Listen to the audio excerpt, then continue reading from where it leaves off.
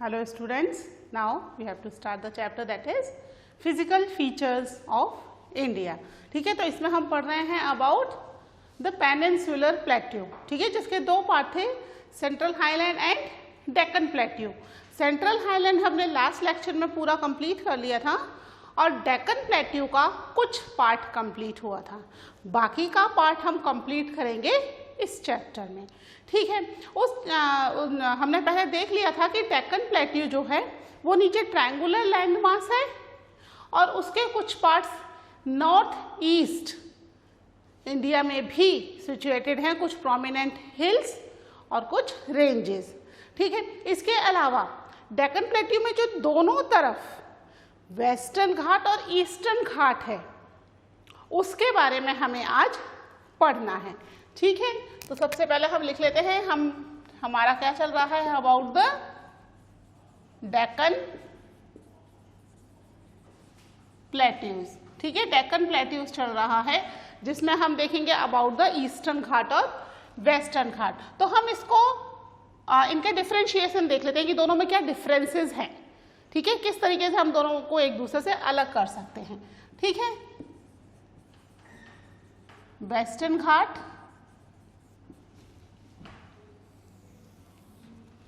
And eastern Ghat.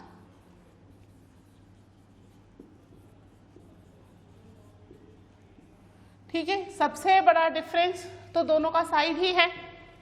Western घाट किधर situated है? On the western edge of the Deccan plateau. ठीक है, पहला फर्क. Western Ghat is located in the western edge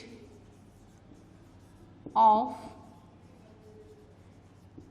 Deccan plateau. ठीक है, सेम इधर भी क्या है, इधर ईस्टर्न घाट कहाँ लोकेटेड है? Eastern Ghat is located in the eastern edge of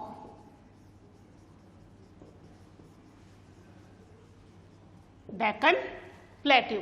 ये इसका एक फर्स्ट कह लीजिए या एक मेन डिफरेंस है कि जो नीचे वाला पार्ट है इसमें इधर ये पूरे में ये वेस्टर्न घाट है और इधर ईस्टर्न घाट है. ठीक है, अब जो वेस्टर्न घाट है वो कंपैरेटिवली हाइट में ज़्यादा है और ईस्टर्न घाट कंपैरेटिवली हाइट में कम है. वहीं वेस्टर्न घाट रेगुलर है और ईस्टर्न घाट इर्रेगुलर है.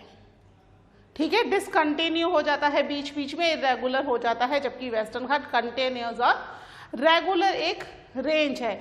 वेस्टर्न घाट से ईस्टर्न घाट की तरफ स्लोप है तो यहाँ से कई सारी रिवर्स फ्लो होकर ईस्टर्न घाट की तरफ जा रही हैं, जबकि ईस्टर्न घाट में एज सच कोई बड़ी रिवर फ्लो नहीं हो रही है. ठीक है, वेस्टर्न घाट से जाने वाली रिवर जो है वो इसको इरोड कर दिया इन्होंने इसको, क्योंकि वो यहाँ से जाकर के क्या होंगी, बे ऑफ बंगाल में ड्रेन होंगी, तो उन्होंने इसको इरोड कर दिया. इसलिए भी ईस्टर्न घाट ज़्यादा रेगुलर नहीं है. ठीक है,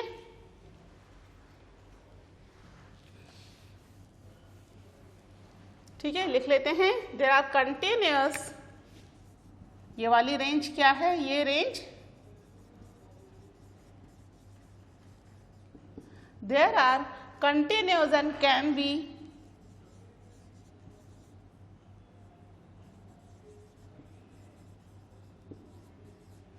and can be crossed by passes. ठीक है, passes के थ्रू इनको क्रॉस किया जा सकता है, क्योंकि क्या है, जहाँ दो प्लेट्यूज मिल रहे हैं वहाँ पर passes बन जाते हैं. ठीक है, उनके थ्रू पास किया जा सकता है. जबकि ये कैसी है, there are discontinuous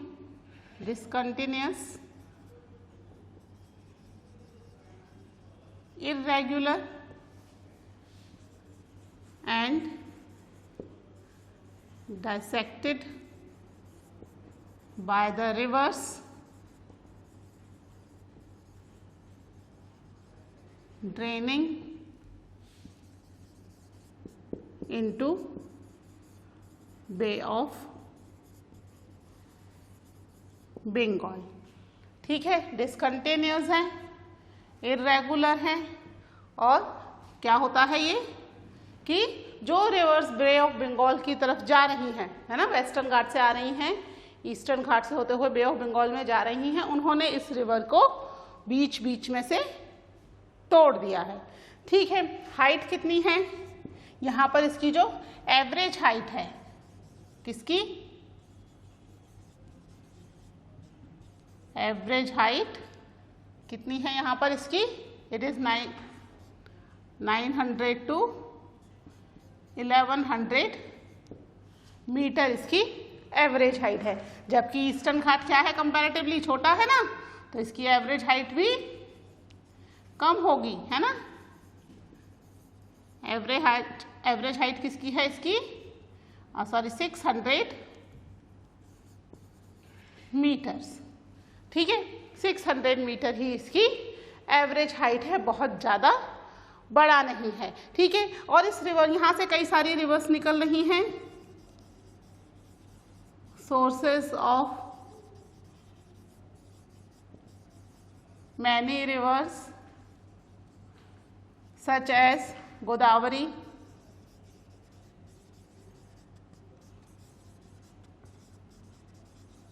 Krishna and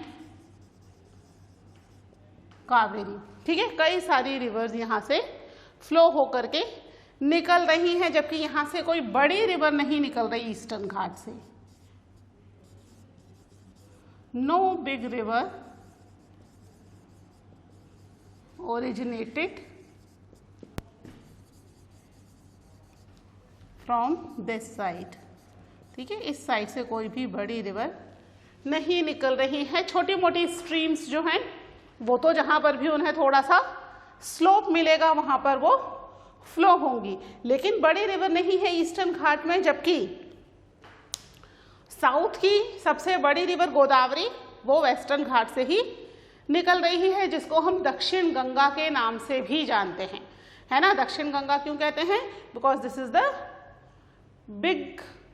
biggest river in the south India, है ना, इसलिए इसको दक्षिण गंगा के नाम से भी जाना जाता है। ठीक है, इसके अलावा इसकी जो हाइट है, इसकी हाइट इंक्रीज हो रही है from north to south. Height increases from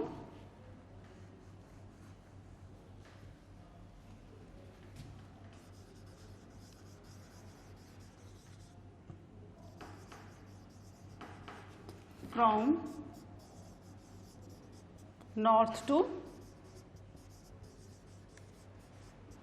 south. ठीक है, ये वाली जो है रेंज डिसकंटिन्यू इरेगुलर है, तो ऐसे जिसकी हाइट बहुत ज़्यादा ऊंची है ही नहीं, है ना। तो यहाँ पर जो है मेन हिल्स हैं, ठीक है, फेमस हिल्स हैं यहाँ पर, फेमस हिल्स हैं शेवोरी हिल and Javedi hill.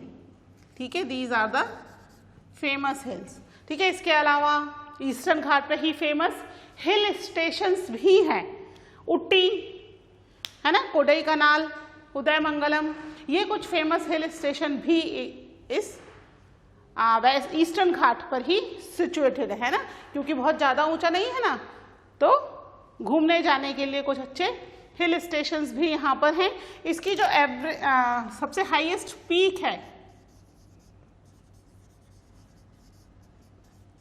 Highest peak जो है दैट इज अनाईमुदई, जो कि 2695 मीटर्स है। ठीक है, 2695 5 मीटर्स है। इसके अलावा इसकी एक दूसरी रेंज भी है, that is the Doda Betwa.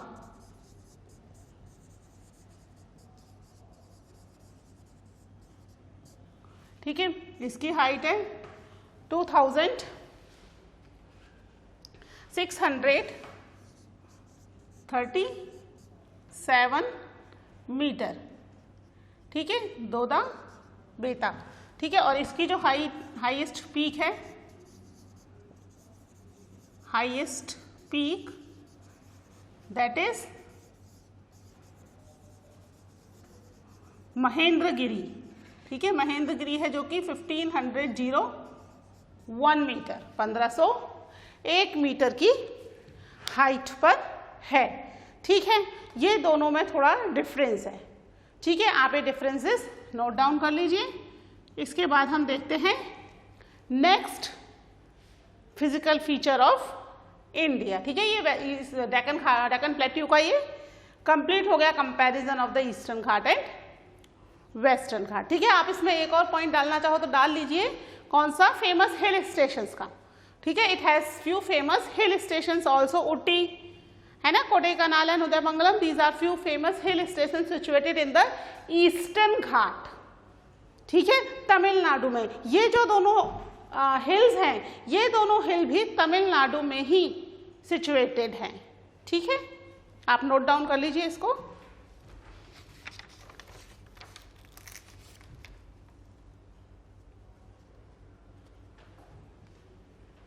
ठीक है, इसको रब कर दूं मैं। अब हमारा नेक्स्ट फिजिकल फीचर क्या है,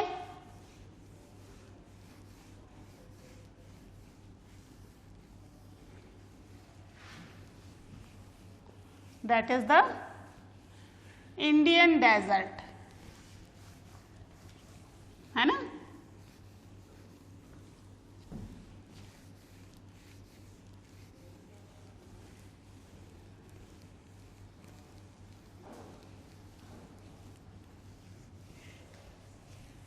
डेजर्ट क्या होता है बच्चों, डेजर्ट वो लैंडमास जहां पर रेनफॉल बहुत कम होती है, पानी की बेसिकली बहुत ज्यादा कमी होती है ना।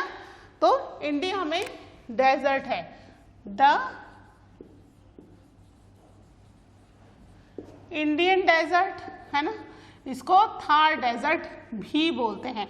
It is an hot desert, है ना। डेजर्ट भी हमने दो तरह के पढ़े थे ना, कौन कौन से थे, hot desert and cold desert, है ना। Ladakh is a cold desert, और थार डेजर्ट या फिर हम कह सकते हैं the Indian desert, this is a hot desert. ठीक है, जो अरावली रेंज हमने पढ़ी है इन द पेनिनसुलर प्लेट्यू, इसके वेस्ट पार्ट में पीछे की तरफ ये डेजर्ट सिचुएटेड है।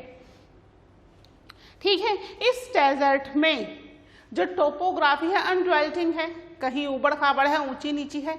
क्यों है, क्योंकि यहाँ पर सैंड डून्स बनते हैं। सैंड डून्स एक क्रीसेंट मून शेप बनता है, इस तरीके से शेप बनता है। ठीक है, यहाँ पर पूरे में सैंड है और यहाँ का जगह ऐसे खाली है। ठीक है, इस तरह का शेप बनता है। क्यों बनता है, क्योंकि विंड्स फ्लो होती है विद प्रेशर, है ना। प्रेशर के साथ विंड फ्लो हो रही है, तो ये जो यहाँ की जो प्रेशर की वजह से यहाँ की जो मिट्टी है वो ऊपर की तरफ फ्लो हो रही है और यहाँ पर ऐसा क्रीसेंट शेप बनता है, दैट इज नोन एज बारचंस। ठीक है, इसको बारचंस के नाम से जाना जाता है। ये फिक्स नहीं है, ये चेंज होता रहता है। क्यों चेंज होता है, with the pressure of wind. अगर विंड जो है नॉर्थ टू साउथ की तरफ चल रही है तो साउथ में इस तरह के बहुत सारे बारचंस बन जाएंगे।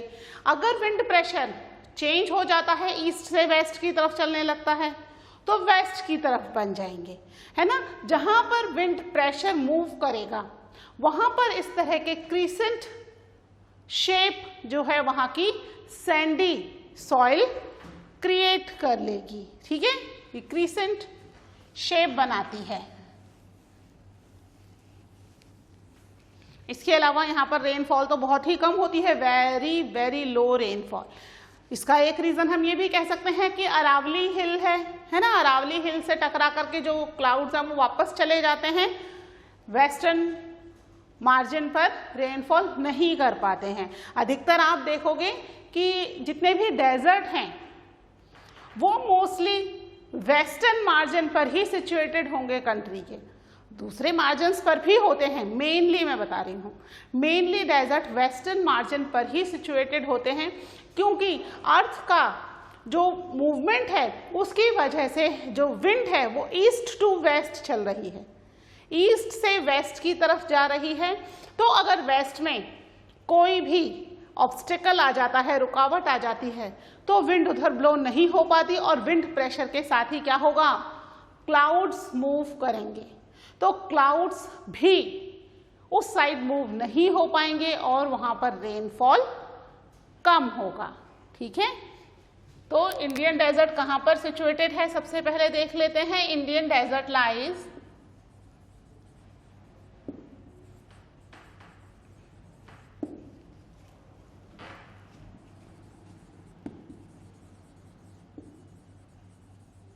टूवर्ड्स द वेस्टर्न मार्जिन, है ना, वेस्टर्न मार्जिन पर सिचुएटेड है।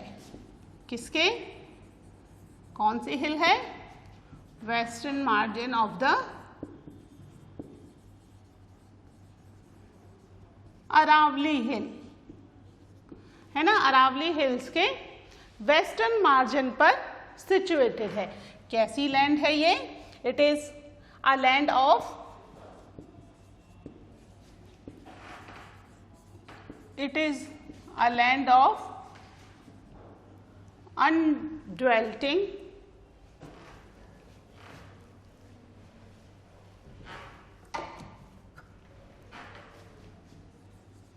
undwelling topography.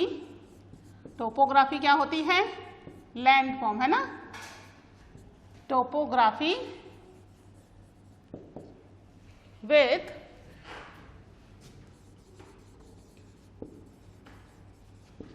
Cover with sand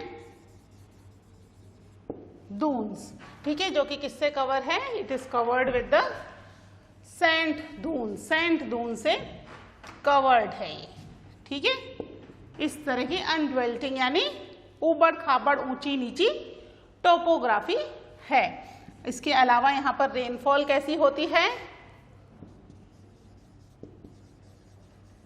this region receives very low rainfall, बहुत ही लो रेनफॉल होती है। ठीक है, यहाँ पर जो रेनफॉल है that is below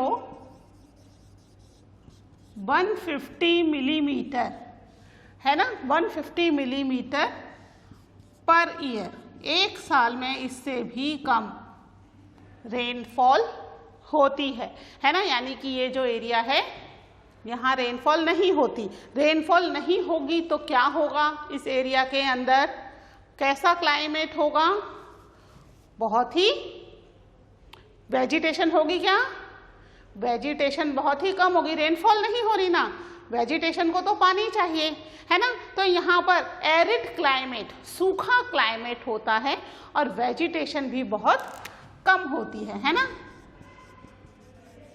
It has arid climate with very low vegetation, है ना, वेजिटेशन भी बहुत ही कम है, बहुत ही लो है, क्योंकि रेनफॉल नहीं हो रही ना, इसलिए। और यहाँ पर जो रिवर है, एक ही बड़ी रिवर है, Luni is the largest river in this region, इस रीजन की सबसे बड़ी रिवर जो है दैट इज लूनी रिवर। तो लूनी रिवर के आसपास जहां पर भी थोड़ी वाटर होता है वहां पर ही वेजिटेशन पाई जाती है। ठीक है, यहाँ पर बेसिकली डेट पाम्स के ट्रीज, कैक्टस, इस तरह की वेजिटेशन डेजर्ट में पाई जा रही है। कैक्टस क्यों? कैक्टस क्यों? क्योंकि जो आपने देखे होंगे कैक्टस में लीफ जो होती हैं वो बहुत ही थिक होती हैं, जो वाटर को प्रिजर्व करके रखती हैं, है ना, उसको इवोपरेट नहीं होने देती। और इनकी रूट्स भी बहुत ही वाटर के लिए, वाटर की सर्च में बहुत ही डीप होती हैं इनसाइड द सॉइल। ठीक है, अर्थ के अंदर बहुत डीप होती हैं जहां से ये वाटर को ले लेती हैं। तो लूनी एक इकलौती रिवर है यहाँ पर जो कि सबसे लंबी भी है और पानी जितना भी है यही रिवर प्रोवाइड कर रही है ना। ऐसे छोटे मोटे ओएसिस वहां पर दिखते रहते हैं। ओएसिस समझते हो ना, पानी बारिश की वजह से जो भी थोड़ी बहुत बारिश होती है उससे पानी इकट्ठा हो जाता है, फिर जैसे ही बहुत तेज हवा चलती है तो वो वाटर बॉडी कवर हो जाती है विद द सैंड डून्स, है ना। टाइम टू टाइम ये मूवमेंट होता रहता है हवा का और वो जो वाटर बॉडी है वो वापस बाहर आ जाती है। तो जहाँ पर ये ओएसिस होते हैं, जहाँ छोटे छोटे खड्डे टाइप हैं जहाँ पर पानी भर गया है बारिश में, वहाँ पर भी अच्छी वेजिटेशन लाइक डेट पाम्स हैं, कैक्टस हैं, है ना, इस तरह के कुछ पौधे होते हैं। और यहाँ पर एनिमल्स भी वही पाए जाते हैं जो कि बहुत ज़्यादा हॉट और ड्राई क्लाइमेट में रह सकते हैं। जिन एनिमल्स को वाटर की ज़रूरत है या जो हॉट क्लाइमेट में नहीं रह सकते वो इस रीजन के अंदर नहीं पाए जाते हैं, है ना। ठीक है, इसके अलावा यहाँ पर कौन सा शेप बन रहा था? बारचंस, है ना, जिसे हम क्या कहते हैं? अ क्रीसेंट शेप्ड दून।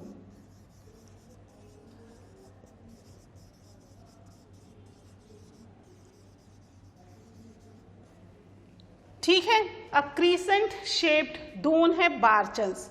ठीक है, इसको जो नाम दिया गया है ये यहाँ पर बनता है, किसकी वजह से बनता है? विद द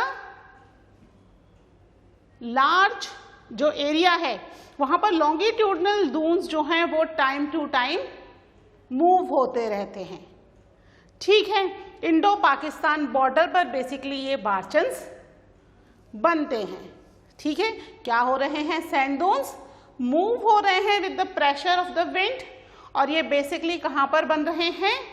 ये इंडो पाकिस्तान बॉर्डर के आसपास लार्ज नंबर में बारचंस बनते हैं। वैसे तो पूरे ही डेजर्ट में बनते रहते हैं पर वहाँ पर डेजर्ट बहुत ज़्यादा है, बहुत ही अच्छी सैंड दून्स पाई जाती है। ठीक है, this is all about your Indian desert. ठीक है, ये हमारा 4th फिजिकल फीचर है। ठीक है, इसके बाद हमारे 2 फिजिकल फीचर्स और हैं, आप इसको नोट कर लीजिए। हम एक और फिजिकल फीचर डिस्कस कर लेते हैं तब तक। ठीक है,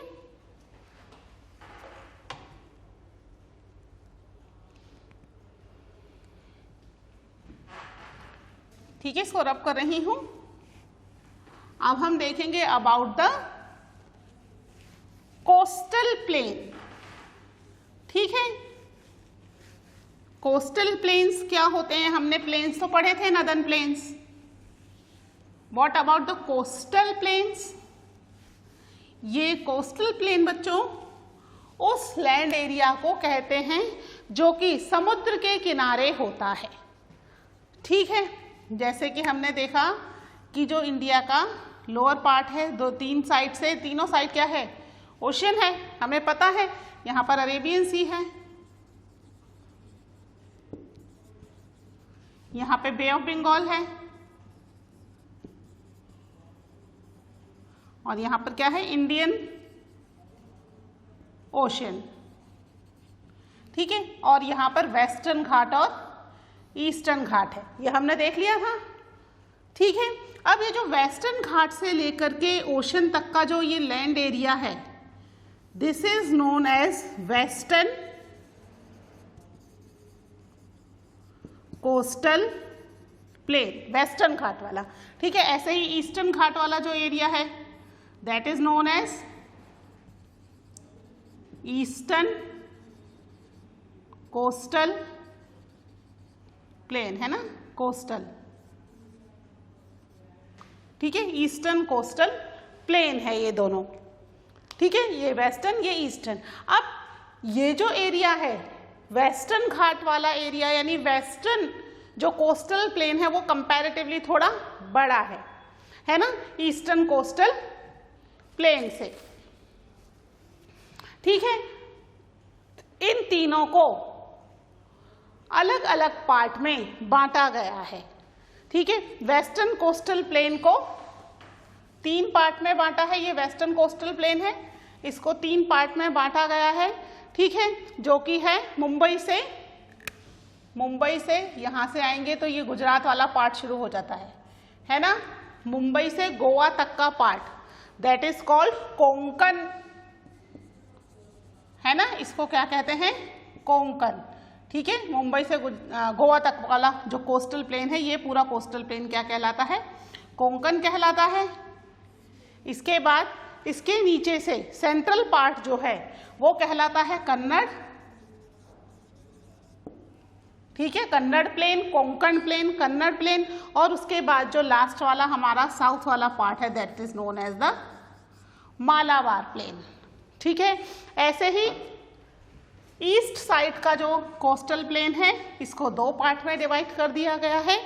एक पार्ट है अपर पार्ट और नीचे वाला दैट इज नदन, और यह है कोरोमंडल प्लेन, और इसको कहते हैं नदन कैरिकर। ठीक है, 2 पार्ट में बांट दिया गया है। ईस्टर्न घाट को 2 पार्ट में बांटा है, जबकि वेस्टर्न घाट कितने पार्ट में बटा हुआ है, 3 part, Konkan plain, Kannada plain and Malabar plain, इनमें बटा हुआ है। ये जस्ट फॉर द कि भाई एरियाज को रिकॉग्नाइज करने के हिसाब से इनको अलग अलग पार्ट में बांट दिया गया है। ठीक है, लिख लेते हैं इसके बारे में, the coastal plain,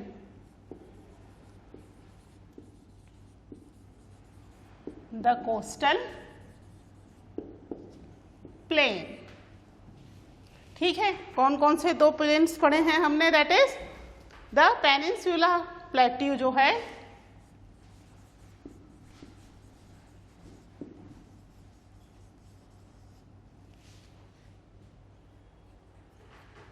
the peninsular plateau is flanked by stretches of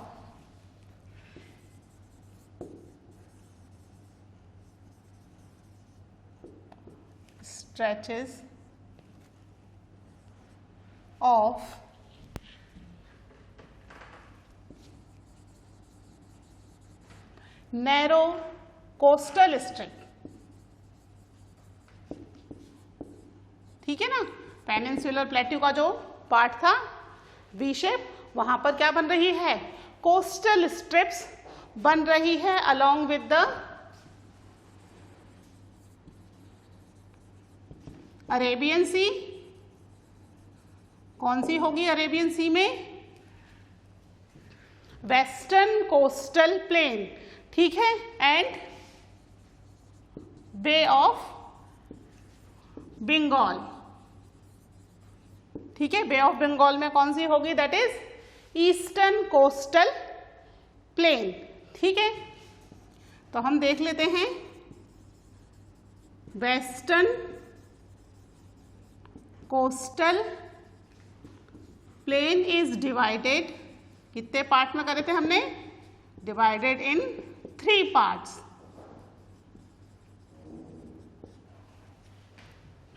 ठीक है, अब इसमें से जो फर्स्ट पार्ट है that is the north part.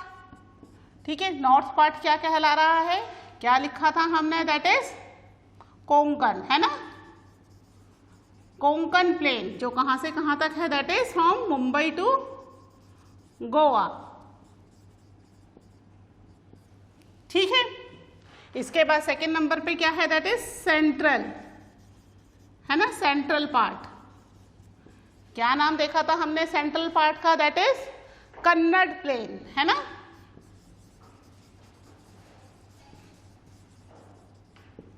और फिर लास्ट नंबर पे है दैट इज सदर्न पार्ट, जिसका नाम क्या देखा था हमने, दैट इज मालाबार प्लेन्स। ठीक है, प्लेन्स कर लेना, मालाबार प्लेन्स। फिर इसके अलावा है कौन सा,